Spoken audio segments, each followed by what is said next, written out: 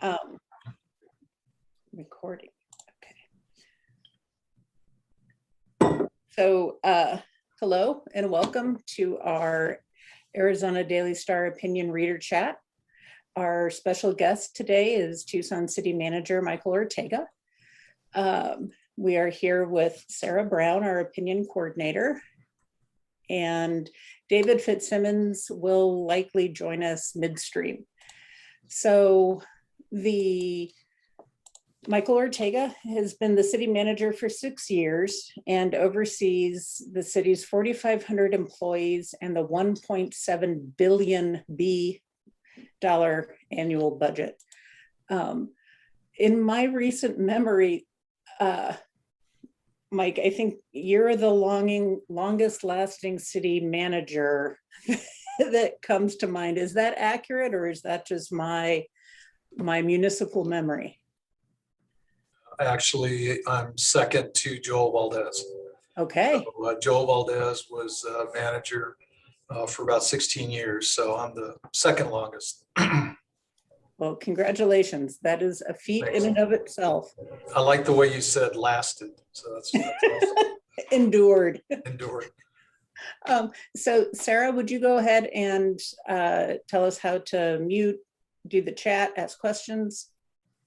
Definitely. So as Sarah said, we definitely want you to raise your hands and ask some questions. While we have Mr. Ortega here today, let's ask away, let's pick his brain. So to do that, we have the chat feature, which you're more than welcome to use, and we'll go to those questions throughout the conversation. But if you'd like to ask the question directly, please raise your hand. And to do that, please raise your virtual hand. So that could be a couple different ways on your device, depending on what you're on. I see a couple people practicing already. That's great. So you may click on the 3 dots on your screen, and then that'll give you an option to raise your hand. You may click on your name and click raise hand, or there might be a reactions button and you'll click raise hand. So depending on all the updates Zoom has done, it might look a little bit different on your device, but if you can't figure it out, please also feel free to raise your actual hand and we will keep an eye out for it. Absolutely.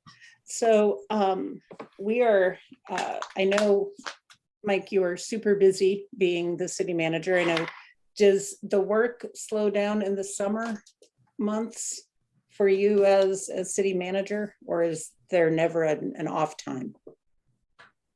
So the work changes in the summer because the council meets once in July and once in August. And so the preparation for the council meetings is not as intense, or it's shortened. How's that? So we try to cram the business for the city into 2 meetings over the course of 2 months as opposed to 4. So it just changes the chemistry a little bit, but I wouldn't say that it ever really slows down. With the issues, year round coming out of this pandemic, what are the top issues you're seeing Tucson face, now as we come into hopefully a change in our pandemic status and hopefully getting back to a better place than we have been in the past year? Sure.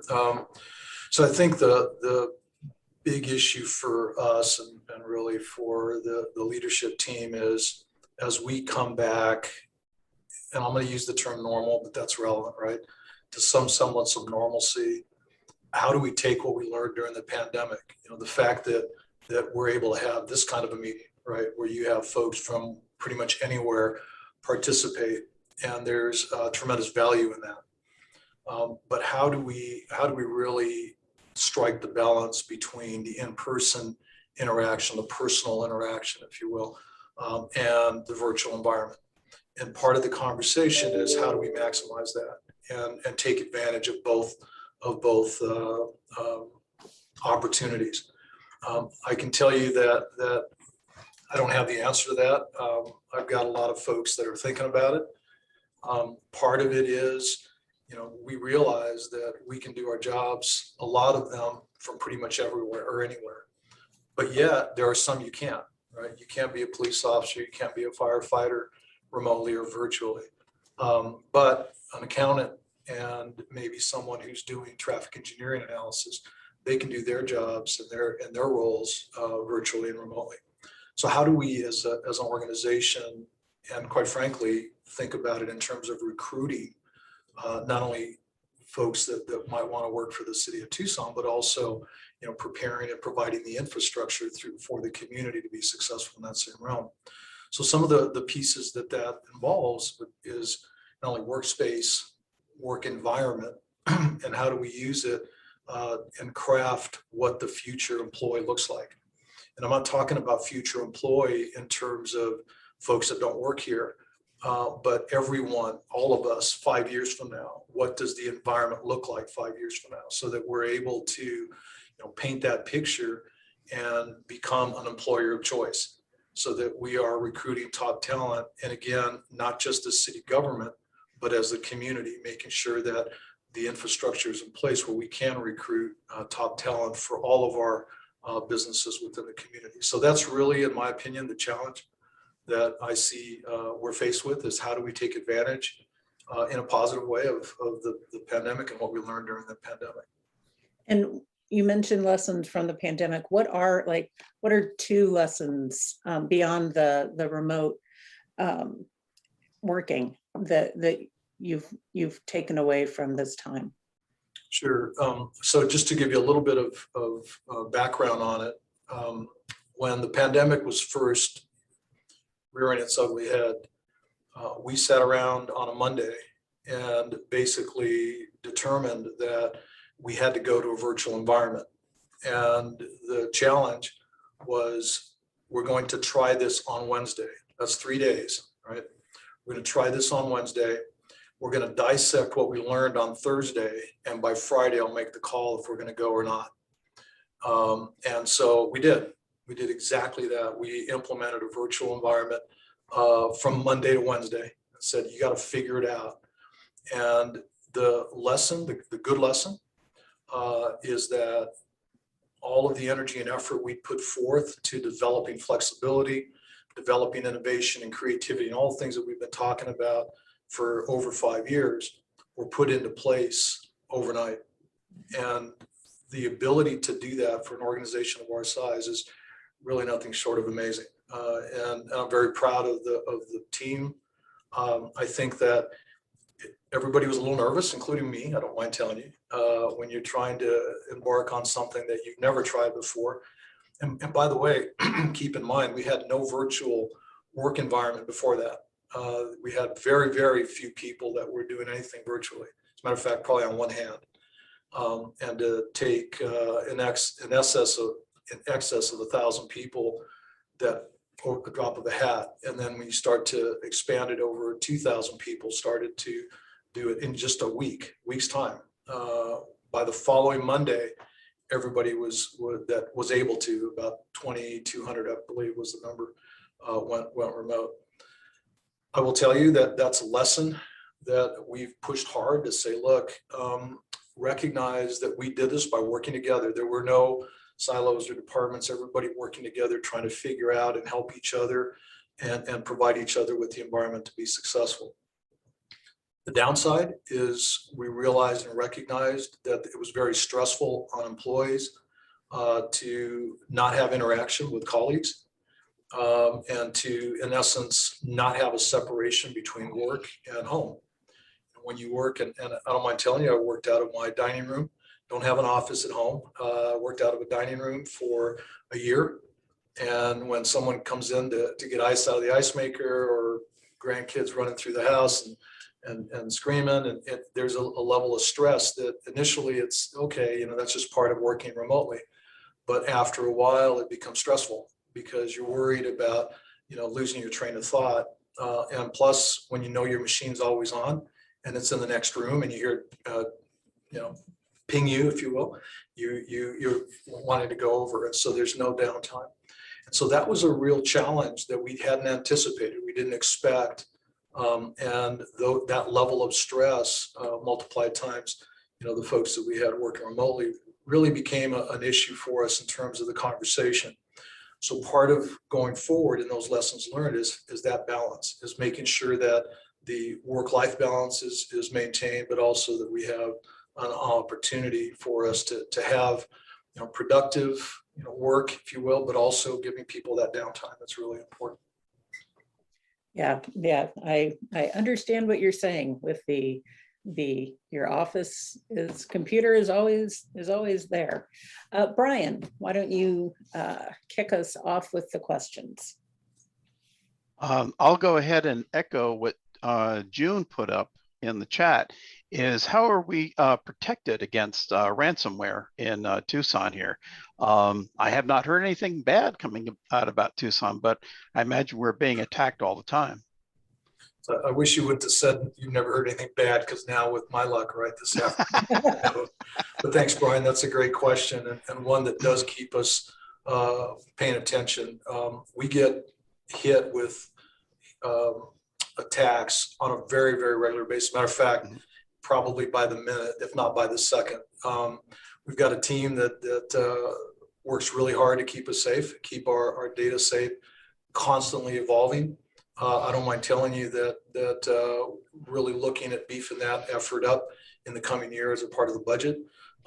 We again, I have a lot of confidence in them, but there's always that extra step that you can take. And so I'm very proud of our IT folks.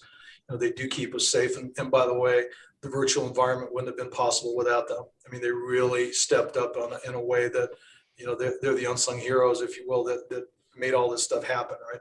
And I can tell you that when I talked about that Monday, the Thursday before, I had a conversation with our IT director, and he was demonstrating for me this new thing called Teams. And he said, "Oh, you're going to love it. This is awesome. It's great, blah, blah, blah."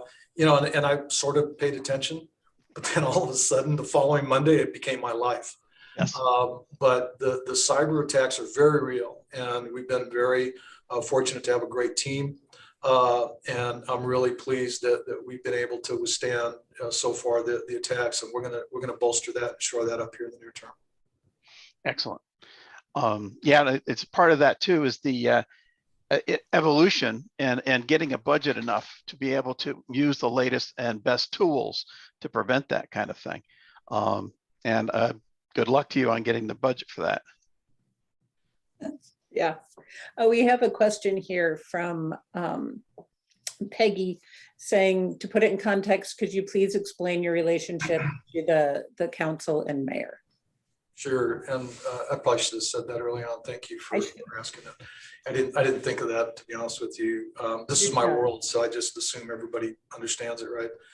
So it's actually a relationship that's much like a board of directors and a chief executive or chief administrative officer. So if you think of the city council as the board of directors that sets policy, that sets direction, the city manager is the implementer of that policy. Certainly can provide feedback and thoughts on policy, but ultimately at the end, the manager is the implementer of the policies that are established by council.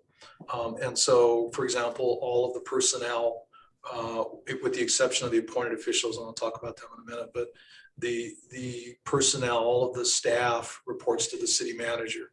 So that's an administrative matter. That's not considered a policy matter. With the exception of, so it's the city manager, city attorney, and city clerk. Those are the three appointed positions. They report directly to the mayor and city council.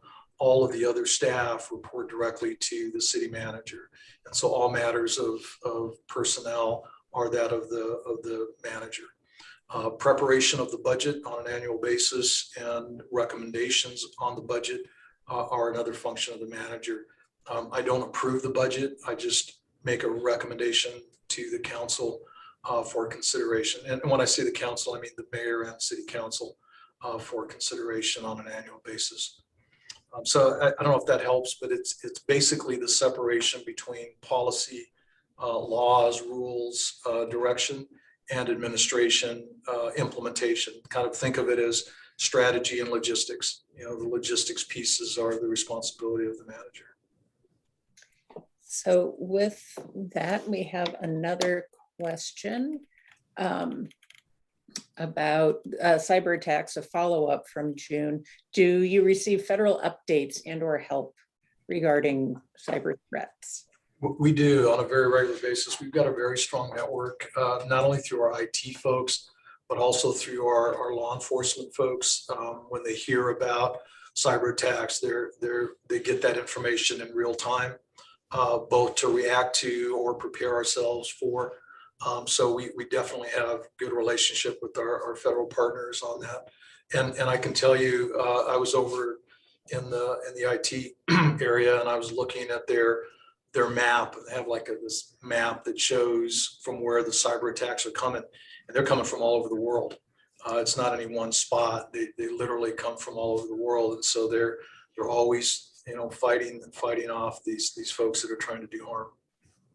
This is sort of a follow-up question, I guess, maybe sort of a James Bond question, but is Tucson targeted because we're Tucson or because we exist? It's a municipal government.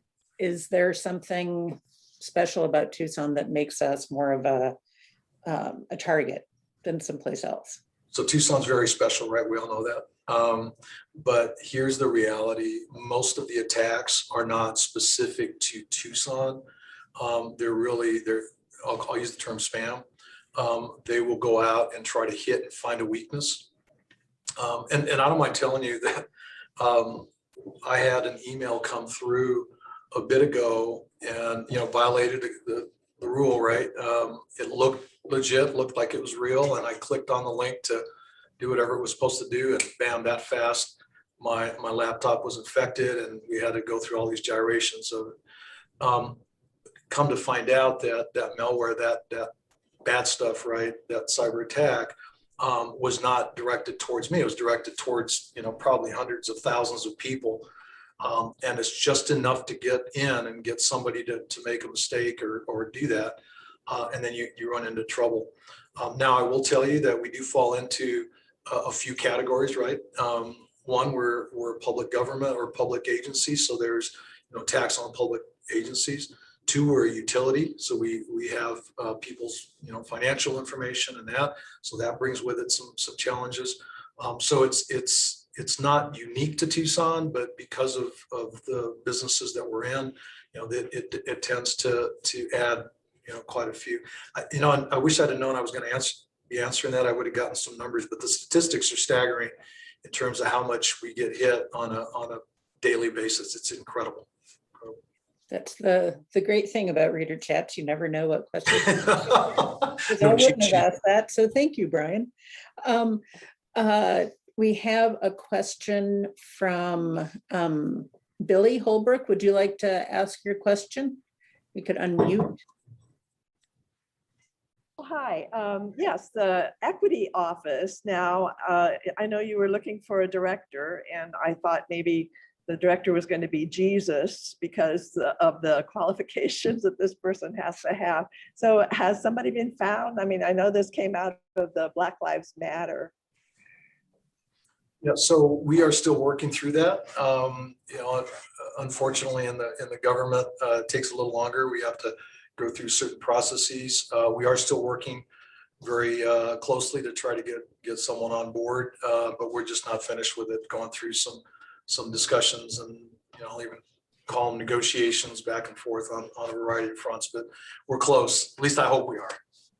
And when you say negotiations, do you mean with a potential candidate, or with, I don't know, mayor and council? No, candidates with some folks. Yeah, talking to some folks.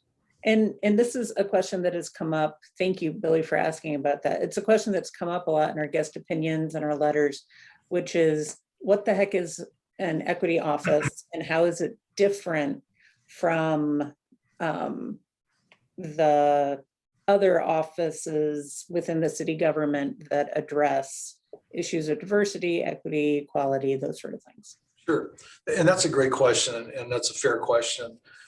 I think if you can, you know, kind of dissect the two, the office of we'll call it internal equity, right, which is our equal opportunity folks. They really look at internal complaints, internal issues, making sure that the demographics of our organization reflect the community. So it's much more internal focused in terms of hiring practices and the demographics of our workforce. The equity office is that and more. And really the conversation is one of looking at how investments are made, both internally in terms of the dollars that are expended, departments, those kinds of things, but also externally. You know, are the neighborhoods of color, are the neighborhoods that have traditionally not received investment getting the investment that they need to do what, you know, needs to happen, whether it's you know, roads, sidewalks, those kinds of things. But it's really a mindset. It's really looking at the entirety of how our budget is structured and the investments around that, as well as having conversation about, you know, we'll call it recruitment strategies to make sure that our demographics within the organization, again, reflect that of the community. So they seem similar and there's overlap, but the focus is different, internal versus external. And when you talk about investment in a neighborhood or an area, you're basically mean the city spending money on projects, streetlights, sidewalks, that sort of thing. Is that what you're talking about? That's correct. So it's really a dissection of how the investment is crafted, if you will, from the very beginning. Does it have an equity lens, and how does that work? And it's not just a matter of you flip a switch. It's truly looking at the way that the entirety of the conversation occurs and where it occurs. You know, does it occur in my recommendation or my recommended budget all the way up to the implementation of, right? So that when you have a pot of money for street repair, you know, how is that put out there in the community, and what are the metrics for that? What's the conversation around that? And so what the expectation is that this office will assist us and help us, if you will, in providing that level of understanding or that level of detail. So it's a deliberate conversation versus here's the budget that's done, we've spent this much money, and let's put a report together as to what that looks like, you know, how we did. It's more of looking into the future. And it's more than every neighborhood across the city got the same amount of money. It's more detailed and nuanced than that. Is the kind of decision that you're what an example, and I may be totally wrong, but the expansion and improvements to Reed Park Zoo, since that was something that neighborhoods really got involved with, it was different communities felt left out of the process. Is that an example of something that the equity office would have taken a look at the beginning? And again, please tell me if I'm totally wrong. You know, I'm not sure that was the issue there, but keep in mind that the conversation for the equity office is to help guide and provide framework for how community conversations happen. And are we able to reach all populations within the community so they can provide feedback? That's the conversation that when you think of it simplistically, it's the starting point for those types of discussions, right? And so when we go down a path of public participation, what does that look like? And is it going to be this? Is it going to be a Zoom call, or is it going to be in person, or is it going to be a combination? And so there is no perfect and one answer, but as the projects or the conversations move forward with a sensitivity towards the fact that not everybody has access to Zoom, not everybody can do this at 2 p.m. If you're working during the day, you know, you don't have access to this. So how does this work, right? And I know it's recorded, by the way, but in terms of real time, you know, how does that feedback work? And then how do those voices get incorporated into a conversation about where the community is going and ultimately where the investments are made? Oh, Allison Hughes, would you like to unmute and pose your question? Hi, Manager. Yeah, I'd like to address the RTA. We've been reading stories about the RTA and the STAR lately, as to whether Tucson is getting its rightful share, its future, etc. I'd love you to give us your take on it. Sure. A woman after my own heart, Allison. So I thought these were all going to be easy questions. I wasn't prepared for the teasing. So hey, Allison, it's good to see you again. I've known Allison for years back in my prior life, so it's good to see you. I think the key here is a recognition of the value of the regional approach. So we'll start there. Okay, there's value in terms of solving problems, whatever they are, on a regional basis. But the piece that's important, it becomes extremely important, and this is where there tends to be a separation of views, is what are the priorities for each of the partners, right? And so what you do is you try to find commonalities. You look for common solutions or common issues that then you can develop solutions for. Unfortunately, what happens is if I'm in Marana and I've got relatively new infrastructure, I don't have the same needs that Tucson, Arizona has, right? Because Tucson's infrastructure is dated, it's fallen apart. I mean, pick it, right? And you can throw rocks at, either one of those, right? But at the end, there has to be a recognition of that. And so the first order of business is to recognize the diversity within the region. When you look at Marana, you look at Oro Valley, the unincorporated areas, you look at the tribes, you look at the nation, you look at Sahuarita, you look at the county. There's some commonalities, but there's also differences. And the discussion point is, first and foremost, how are those differences recognized in a regional approach? So we went through Move Tucson, which was our strategic planning for transportation, which sets the framework for the priorities within Tucson. Well, those priorities may or may not be consistent with what the priorities are in some of the other communities. And that's okay, but there has to be a recognition of that. And you can't say that one's more important than the other, but you can say, this is what's important to us. We know based on the conversations we're having with our residents that, neighborhood streets are a big issue, but so are alternative modes of transportation. Those are important to us. They're not as important in other areas.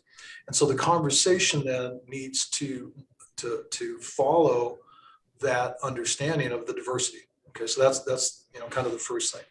The second thing then is there has to be a recognition of the fact that we have over 500,000 people in Tucson, almost 600,000 now. And so there is a vote block, if you will, there. And I'm not talking about vote in terms of just the power, but there's a vote in terms of priority because of the needs. The needs are much greater. When you compare our population and our needs to others, it's just a magnitude issue because of the size of our community. And so the conversation then becomes, how do you recognize that as you go forth and craft a relationship in the region? So the discussion then evolves into, okay, if we have a need that's, we'll say this big, and your need is smaller over here, there has to be recognition. How do we assure that the residents of our community of Tucson are getting fair representation, fair investment, go back to the equity office, right?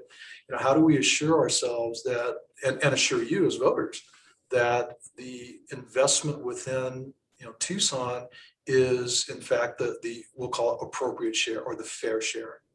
And that's really a challenge, right? Because again, the argument is, yeah, but we all spend our tax dollars in Tucson. Well, you don't all do it, but yeah, I mean, that's a good point, right? I'm not disagreeing, but there's also a very serious need within Tucson because of the age of our infrastructure.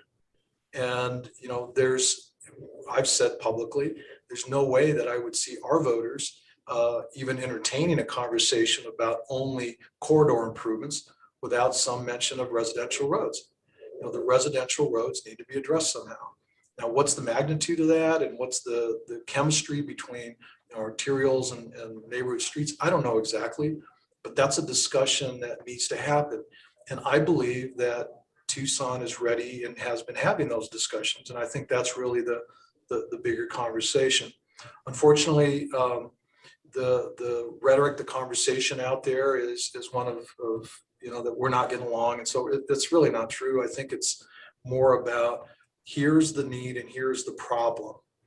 Our needs are a little different than other communities. And I think ultimately the conversation needs to be where everybody sits around the table and says, okay, you know, we understand your needs and you understand your needs, but how do we work together again on a regional basis? Isn't that what the whole RTA, the Regional Transportation Authority, their board is supposed to do? So I think that is the intent. Now, keep in mind, we're talking about different things here. So there's one is the current RTA projects or the current effort, right? So we have the original RTA that was approved by the voters in 2006, and now there's conversation about RTA Next, I think is what it's being called, right? Okay, so the conversation is not just about the existing and making sure that there is delivery of the projects that were promised the voters, but it's also a conversation about what the chemistry of the future looks like. You know, what does that future conversation look like? And what is the makeup of the ask of the voter? What is the makeup of the representation of the citizens group? What is the makeup of that future board or that future conversation? So, you know, keep in mind, and when I talked about it holistically, but there's really two pieces to this. One is the existing effort to complete what's already been approved by the voter. And the second is organizing ourselves as a community for an ask of the voter that we'd like them to think about. Do you foresee a situation, and I'm referring to the ask that's underway now, the RTA Next. Is there a scenario where Tucson just says we're not going to be part of this and we're not going to be part of the RTA? I don't know that I wouldn't say that's the goal. I don't think that at all. I think that the Mayor Romero and the city council members have time and time again said, you know, they're interested in a regional partnership. The key piece to that is a recognition of what I just outlined for you. And I'm going to use the term unique. We're all unique, right? But the fact that Tucson's needs are Tucson's needs, and they may not be shared in terms of the priority by other areas and other municipalities, other partners in the region. And the conversation is really, how do we structure it in a way that we all are able to sit around the table and say, yeah, this is great for the region. But clearly when you drive through, and I'll even say my neighborhood streets, and they need attention. And how do we convey that to a voter that is scratching their head saying, okay, what's all this stuff about regional when the street in front of my house is falling apart? And I think that for starters, it will have to have that discussion and make sure that there's clarity there by all of the partners. And when we, Sarah and I and some of the editorial board members, we met with the RTA folks, Farhad Mogimi and Mayor Tom Murphy and Shore, not that long ago over Zoom, because we're all in Zoom. And they were saying that Tucson has not responded to requests for here's a list of projects that we want to be considered. Is that accurate? Has Tucson not provided that, and why not? Sure, yeah. So again, we've been going down this path of establishing the list based on Move Tucson. So remember, there's parallel things happening here, right? So RTA is working on RTA Next, okay? And what we've suggested and cautioned them on multiple times is we need to make sure that we understand what the voters and what the residents of Tucson see as their priorities. And that effort was really, or is, Move Tucson. Now, keep in mind that it was slowed down as most things were during the pandemic because of the ability or inability to meet with folks and gather folks. But we went through that process. The second piece of it, though, is, and I think this is where there's a little bit of a rub, is that the city of Tucson wants the mayor and city council to weigh in on the Tucson priorities before it goes to the RTA or the citizens group, because quite frankly, they and I believe this as well, that the city council, the mayor and city council have an understanding of the needs of Tucson. And so that priority, if you will, that list is what will be presented to the RTA. Now that list comes from Move Tucson. So it's going through that process, which is quite lengthy, establishing what the priorities were in terms of feedback from the public in Tucson, and then translating that for the council and to say, okay, this is what we're hearing from the community. Now we need to prepare a list of priorities, if you will, for the region, for the Tucson community, for a presentation to the region. So sorry to be long-winded. I'm just trying to, there's a lot of moving pieces. And this will be my last RTA question, if in case others may have RTA questions. And Kathy, I'll ask you to chime in next. It seems to me that it's the representation, Tucson gets one vote, Marana gets one vote, Valley gets one vote, that's an issue. And is that something that the city is that a prerequisite for coming to the table, changing that structure, and which would require change in state law, I think. But the other question is, it seems from what I've been reading and hearing that one of the priorities the priority I think is a Tucsonan is, roads, residential roads. Are you anticipating that that's going to be a problem with the RTA board, that that wouldn't be included in the plan? And if so, what is the basis for that concern? Sure, good question. So I can't speak for the board. I don't know what they'll do or not do. I know that early on there was concern about my statement regarding the need for maintenance of residential roads from some of our regional partners. Because keep in mind that, again, it goes back to the infrastructure. Our infrastructure is much older and deteriorating more so than other area agencies or other area municipalities. And so there was almost immediate pushback on that when I brought that up. And the whole thought was, well, time out here. Let's not get bogged down on that, because again, our needs are different than yours. And I'm good with that. You have different needs, but where it really becomes challenging is because we have so many corridors that cross jurisdictions. If you spend dollars, you certainly don't want a wide road, if you will, that is on one side of the jurisdictional line, narrow down into a road that's not at capacity, or that's beyond capacity. So those are the kinds of issues that then all of a sudden surface. I don't know where the board is. That was just commentary. I sit on the management committee, and that was commentary from some of the members, but I don't know that the board has weighed in on that officially. Thank you. Kathy Donahue. No? Okay. Okay. We have Sarah Brown. You have a question. I just had one more question about the RTA. I think we're all hoping that ultimately these conversations will start, between the RTA and the city, and they'll be, they'll come to an understanding. But what would happen to Tucson if, let's say, we can't get to an agreement and we no longer are a part of the RTA? Obviously, it may not have been fair what we were being given as far as money to fix roads, but we were still getting some.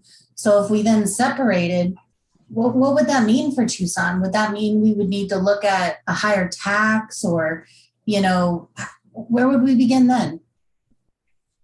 So I play scenarios out because I get paid to do that. But quite frankly, the conversation is really, how do we make it successful given all that we have? And I'll cross that bridge when we come to it. But what I'm really hopeful is that I don't think that the conversation has been unreasonable from the city of Tucson in terms of saying, look, when we put in excess of 60% of the sales tax into the region, we should get 60% of the dollars so that we can fix the needs that we have. I don't think that's an unreasonable conversation. And to say that we have, better than half of the voting population in the region, I don't think it's unreasonable to say that we should have a larger vote, if you will, within the region. And I'll share this with you because I think it's important and interesting. I have every 2 weeks I have a conversation with the city manager of Phoenix and Mesa, and I ask them about their model because they have a model similar that has weighted voting, and they have like 3 different models. And I asked them about that, and basically they said, I don't think we've used it. And then one of them said, I think we used it one time. And it really is in the spirit of, if you think you're getting the short end of the stick on whatever the issue might be, you have an option. Otherwise you have no option. And that's not fair either way, right? You don't want to use the muscle to say this is the way it's going to be all the time. But the flip side is you also need to have an out. When you're representing a large portion of the population, you've got to be able to have an out, and at least have a safety net there, a safety valve, if you will. So I believe that there's going to be some really good conversation occurring. I know that Mayor Romero is the representative on the RTA board and has set forth the conversations that need to happen. And there seems to be at least a willingness by most of the members to have the conversation and at least talk through them. And I think at the last meeting of the board, they agreed to have more dialogue. And so I think that's really the key, and that's always the start of some good things to happen when you can sit down and talk through them. Speaking of the regionalism, the City Council and Pima County Board of Supervisors have a joint meeting coming up. Isn't that right? Yes, I don't know if it's been finalized. I know they were talking about a date on next Friday, I believe. So I think that I don't know if the date's been finalized, but that's where they were leaning towards. Is that something that as a city manager is like jazzed about, or because I don't remember that happening in very recent times. So I'm jazzed about every meeting, right? That's supposed to be jazzed about everything we do. Absolutely, and I will just tell you that I think, and again, it kind of goes back to the RTA board discussion. Anytime you can have dialogue about whatever the issues are, you end up with a superior solution. Whatever the issue might be, if you can sit down and talk about it and hear people's perspectives and be respectful in the interaction, you really can come up with superior solutions. I'm really pleased that the city council, the mayor and the city council and the board of supervisors have been able to do that, because again, it shows unity. You can disagree on issues, you can disagree on pieces of it, but it shows the importance of us all working together and doing it in a way that is best for the region, best for the residents of the region.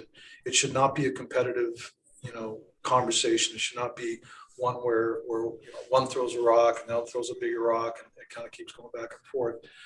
And I think that when I see the movement towards that, to me, that's leadership, and it really is a demonstration of leadership at its finest in terms of saying, look, we need to sit down and talk about this. And it's a logistics nightmare to do all this, by the way, because you've got to make sure you have recordings and where is it held and how is it held, and is it virtual or is it there's a lot of pieces. But I think the value is by far outweighs some of those challenges. And ultimately, I know that Mayor Romero has reached out to her counterparts at the board and had dialogue about a variety of things offline, and I'm hoping and encouraging that will continue. So let's go to Laura Walton. If you'd like to unmute and ask your question, then I'll go to Brian Gross. Hi, I was just curious, in your view, what you see as Tucson's #1 strength. What can we really build on? And our greatest weakness, what do we have to overcome? Thanks. Sure, Laura, thanks. So I'm from Douglas. I don't know if you knew that or not, but I was born and raised in Douglas, and Tucson was the big city. We used to come up here frequently, and when I came up here to go to the university and stayed, my wife and I stayed. We raised our family here. I won't bore you with all the background, but so my family has been in Arizona since before statehood. We're actually considered a pioneer family. And one of the things that I've observed about Tucson as a tremendous strength is the people and the openness, the friendliness, the ability to band around an issue, a problem, and solve it. During the pandemic, just absolutely incredible. The complaints we got during the pandemic were there's too many people out walking around in the neighborhoods, right? And I'm like, really, that's a complaint? It's like, time out here, folks. Maybe we should think about how to encourage that and how to build off of that. But I've also seen when the chips are down, the strength and the fiber of the Tucson community. And so, Laura, I think that the biggest strength that we have is the people and the friendliness that we have in solving problems. Now, having said that, I also think that we have a fair amount of baggage. The fact that we oftentimes don't come together on certain issues. We tend to draw a line and say, no, I'm not going to. Now, that might sound, it's like, how can you say that we're really friendly people and say that we don't get along on certain things? And I will tell you, and I've shared this with others, when I had decided to apply for this job and go through the interviews and so forth, I did a lot of research and I talked to a lot of folks, and some of the folks that I talked to were in Phoenix, because I used to work for ADOT, so I had contacts up there, and I reached out to them and said, hey, I'm thinking about applying for Tucson, the manager, and what do you think? And it was amazing. This one gentleman who's been around for a long time said, we love Tucson up here. And I'm like, well, that's odd. I always thought that you guys hated Tucson. So no, we love Tucson because if there's a proposal that comes up here from Tucson, we know that others are going to fight it, and so there's not that unified front on some of those issues because we tend to draw lines. And so I think that the challenges that we have in finding commonality is really the biggest challenge, Laura. I think when the issues are hot, if you will, the issues are meaty, rather than sitting around and talking through it and trying to come up with solutions, we tend not to do that as readily as we probably could or should. Thank you. Brian, who's about to be eaten by a giant Gila monster. Yeah, I noticed that. Nice job, Brian. That's my dog Spot. He comes up to the kitchen door every once in a while. The question I have is, this is not an easy question either, I'm afraid, is about the proposed water rate hikes for the unincorporated areas of the county. And the Tim Stellar went through and looked at a bunch of the various different arguments for, and I'm not seeing a really clear, good reason for this. And can you elaborate on what you think is the actual real need for that proposal? Sure. So again, going back to the role that I play when a policy matter is brought forth, my responsibility is to give pros and cons and give the mayor and city council as much information as I can find. I don't try to justify it one way or the other. I don't try to, come up with the right answer. I basically make sure that they have information at their fingertips to help them make whatever decision, and the best decision that in their minds is for the region. I can tell you that the differential water rates, I think, you've heard the discussion, if you will. You've seen the information. You can argue with it. That's fine. I'm okay with that. But ultimately, there's that discussion point about its policy for this region, in essence, but mainly for this community. And when you dissect it in terms of the cost of service versus the revenue that's generated and where should those dollars go? Should they be in the general fund? Should they go to the water utility? I've heard discussions that the revenue that's generated from that should go to paying down delinquent accounts. I mean, so it's the whole gamut, right? Up to and including don't do it, right? Just don't do it. It's crazy. What are you guys doing?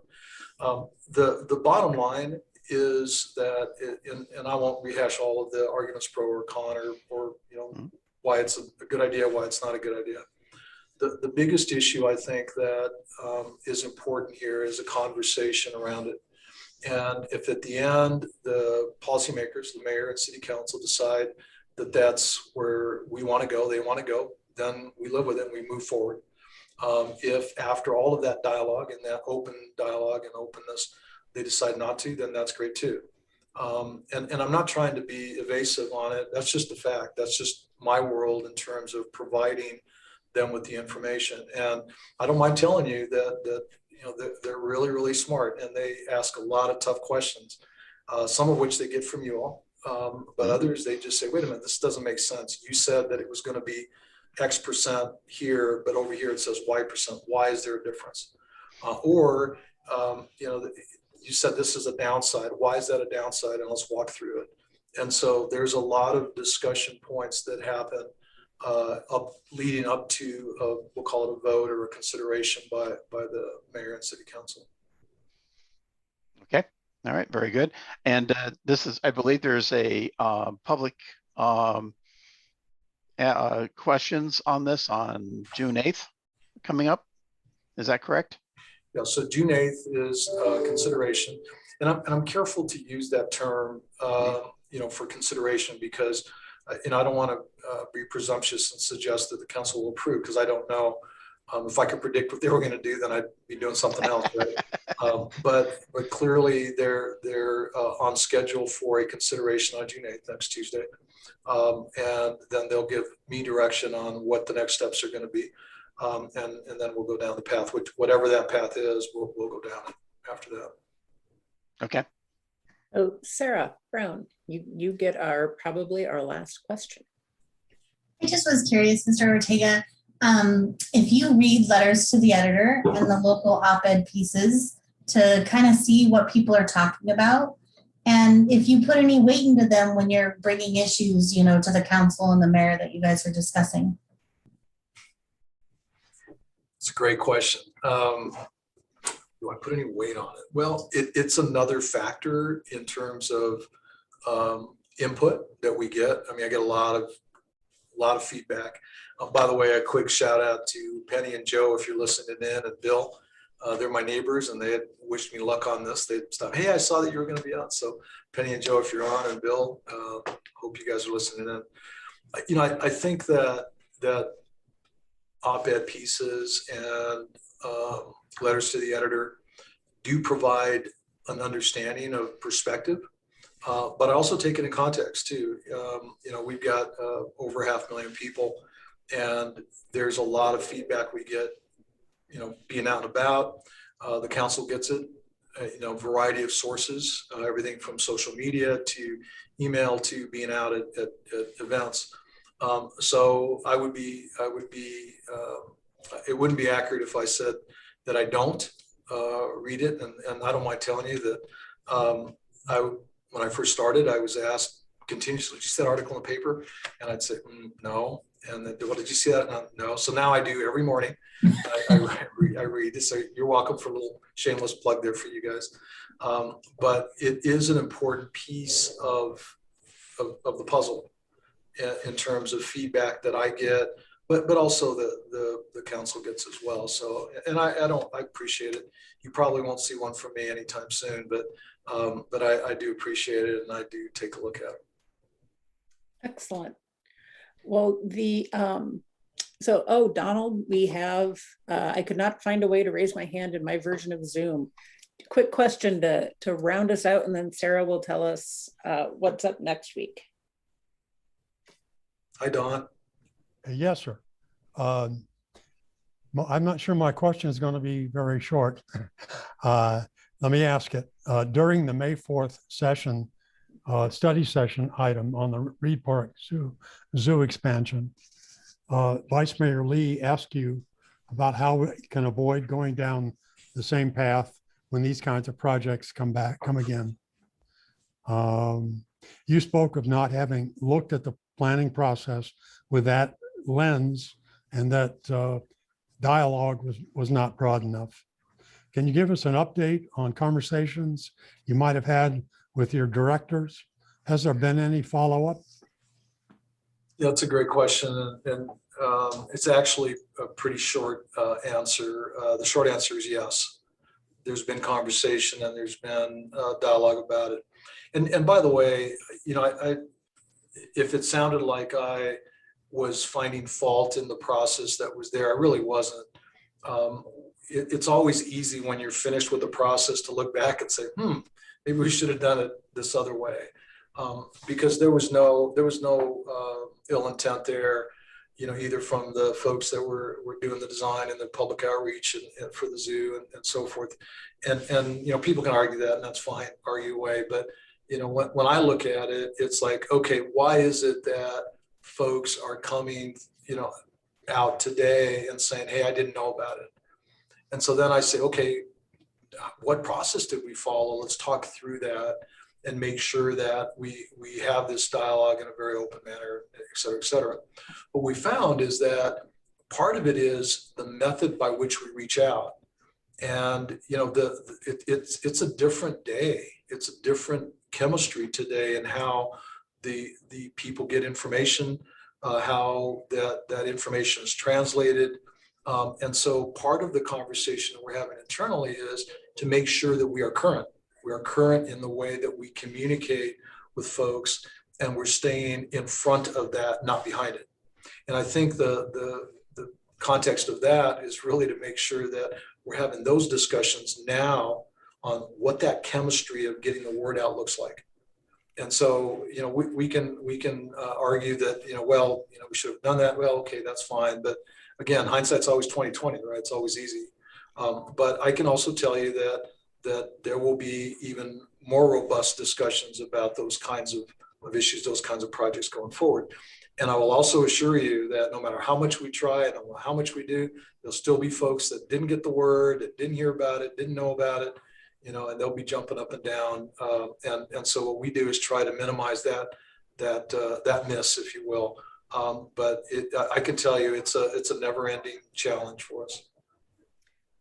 I hear you on that, having written countless stories about various projects coming up, and then people at the very last minute saying, we never heard about this. I'm like, I have spent so much time, but that's just me. So Sarah Brown, why don't you tell us about what's coming up next week?